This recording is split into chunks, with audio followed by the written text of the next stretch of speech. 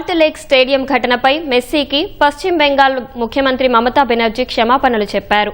స్టేడియంలో జరిగిన ఘటన తనను షాక్కు గురిచేసిందని తెలిపారు.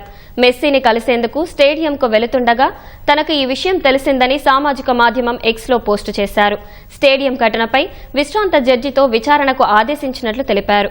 కమిటీలో సీఎస్తో పాటు అడిషనల్ చీఫ్ సెక్రటరీ ఉంటారని వెల్లడించారు. ఘటనకు బాధ్యులను గుర్తించి చర్యలు తీసుకుంటామని మమత తెలిపారు.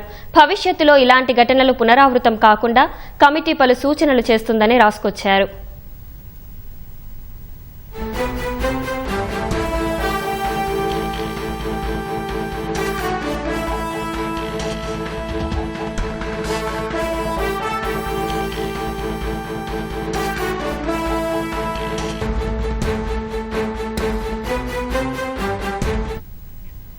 సాల్ట్ లేక్ స్టేడియం ఘటనపై మెస్సీకి పశ్చిమ బెంగాల్ ముఖ్యమంత్రి మమతా బెనర్జీ క్షమాపణలు చెప్పారు.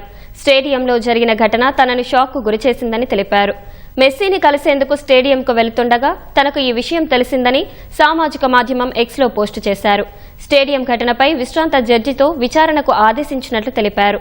కమిటీలో సీఎస్తో పాటు అడిషనల్ చీఫ్ సెక్రటరీ ఉంటారని వెల్లడించారు.